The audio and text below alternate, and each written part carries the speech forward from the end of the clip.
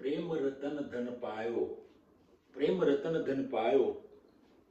મિત્રો, ચાણક્ય खूब सरस કહ્યું છે, शिक्षक कभी साधारण नहीं होता है, प्रलय और निर्माण उसकी गोद में पलता है.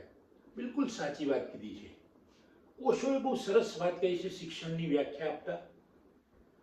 ભૂતકાળ એ સીડી સમાન છે, ભૂતકાળ એ સીડી સમાન છે, તેના થકી ઉપર જવાય, તેને માથે લઈને ફરાય નહીં.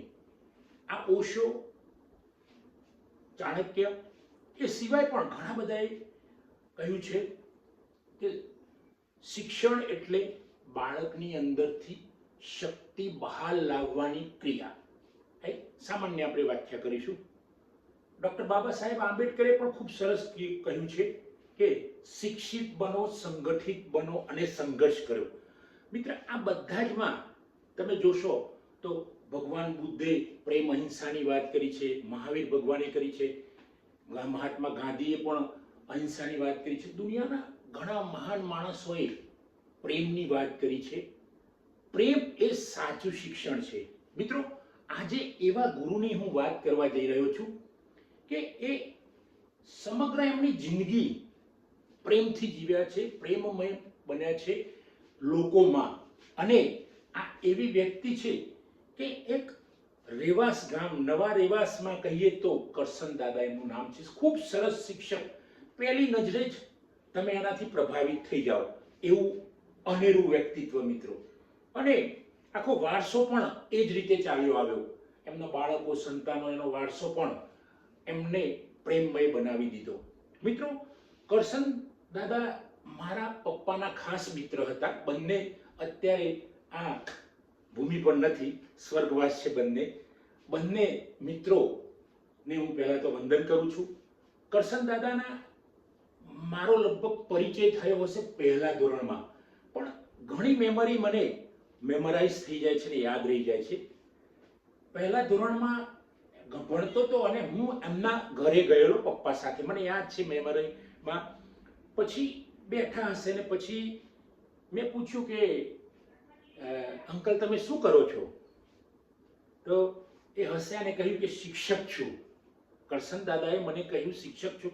મિત્રો, આ વાત આપણને ઘણી મેમરી, ઘણા માણસો, પોઝિટિવ માણસો એવા હોય છે કે જે આજીવન યાદ રહી જાય છે. પહેલા ધોરણમાં આપણે એકડો કોની જોડેથી શીખ્યા એ પણ આપણને યાદ રહી જાય છે. તો ઘણી બાબતો એમ લાગશે કે આટલા વર્ષો પછી યાદ, પણ અમુક બાબતો, ખાસ વાતો, સ્પેશિયલ બાબતો, સ્પેશિયલ માણસો આપણને યાદ રહી જાય છે. આ કરશન દાદા એટલે કે પેલા કરશન અંકલ જે ટીચર હતા, મારા ફાધરના મિત્ર, એમણે કહ્યું, મેં પૂછ્યું એટલે કે શિક્ષક છું. પછી મેં એમને શું ભણાવો છે શિક્ષકમાં? તેમને સ્માઇલિંગ ફેસ સાથે કહ્યું પ્રેમ ભણાવું છું. મિત્રો, આ પ્રેમ એ વખતે તો મને સમજ ના આવ્યો. વર્ષો પછી તો ઘણીવાર એમને મળવાનું થયું, અઢળક વાર. એ મારા ઘરે આવે, અમે એમના ત્યાં જઈએ, કોઈ સામાજિક પ્રસંગોમાં અમે મળીએ. એ ચહેરા પરથી જાણે કે કુદરતી હાસ્ય, એ ચહેરા પર જાણે કોઈ કુદરતની કોઈ શક્તિ બેઠી ના હોય એવું સ્માઇલિંગ ફેસ મિત્રો. અને દરેક જોડે એ જ રીતે વર્તન કરવાનું. તો આવા ગુરુઓ સમાજને બદલી શકે છે.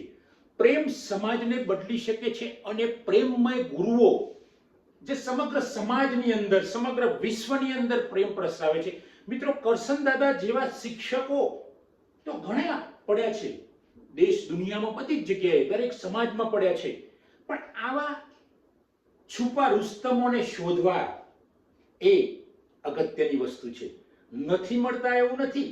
કહેવાય છે કે જો તમે શોધ ચાલુ કરશો તો ભગવાન મળી જશે, બીજાની તો વાત જ ક્યારે. આપણે જોયું છે. તો કરશન દાદા જેવા શિક્ષકને મેં શોધ્યા છે એવું નથી, એ તો હતા જ. પણ મેં ઘણા સમયથી એમના વિશે વિચારો કર્યા, એમના વિશે શું બોલવું. એમના દીકરાને પણ મેં, રમેશભાઈને પણ પૂછ્યું. રમેશભાઈ કહે મારી જોડે જે મેમરી હોય એ હું તમને કહીશ, બરાબર. આવી ઘણી બધી વાતો મારે થઈ, પણ છતાં મને જે એમની જે વાતો આત્મસાત થયેલી હતી, એમના જે અનુભવો મને આત્મસાત થયેલા હતા, મેમરાઇઝ થયેલા હતા, એ આજે હું વર્ણવી રહ્યો છું. મિત્રો, એકવાર મારા પપ્પાની સાથે એમની સ્કૂલમાં હું ગયેલો અને એ નિશાળમાં તમે માનશો નહીં, એ કંઈક 2 વાગ્યાની રિસેસમાં અમે ગયા હોઈશું અને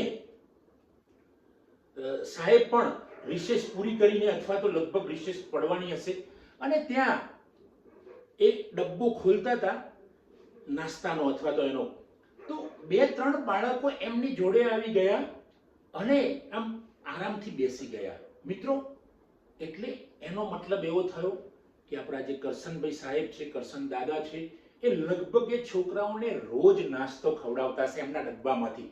ત્યારે બાજુના છોકરાઓ અથવા તો એમના વર્ગના બીજા વર્ગના છોકરાઓ આવીને રોજ 2 વાગ્યો ટાઈમ થયો તો એમની જોડે મારા ફાધરે પૂછેલું કે શું કરો છો કરશનભાઈ રોજ છોકરા? કે બસ આ હું જે ટિફિન લાવું છું એમાંથી થોડું થોડું બાળકોને આપું છું જે ઘરે જઈ શકતા નથી અથવા તો જેમની પરિસ્થિતિ એવી હોય.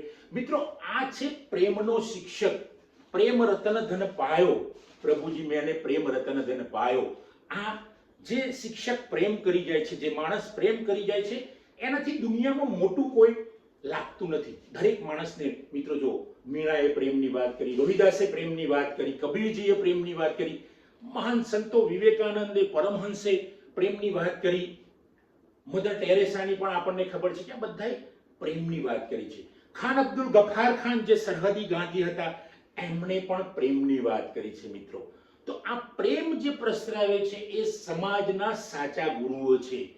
માત્ર શિક્ષણ આપવું, માત્ર અનૌપચારિક શિક્ષણ આપે એ વધુ ગુરુ કહેવાય છે. ઔપચારિક શિક્ષણ તો ગમે ત્યાંથી મળી રહે છે. મિત્રો, ફોર્મલ ઇન્ફોર્મલ એજ્યુકેશનની વાત કરીએ તો ફોર્મલ તો આપણને કોઈ પણ સ્કૂલમાં જઈશું, પણ ઇન્ફોર્મલ એજ્યુકેશન જેમાંથી આપણે જિંદગીના પાઠો ભણી જઈશું, જિંદગી આપણને જીવતા આવડી જશે. ભલે આપણે અભણ હોઈશું, આપણે ભણવામાં ઠોઠ હોઈશું, પણ પેલા પ્રેમના પાઠ કરશન દાદા જેવા શિક્ષક જોડેથી આપણે શીખ્યા હોઈશું.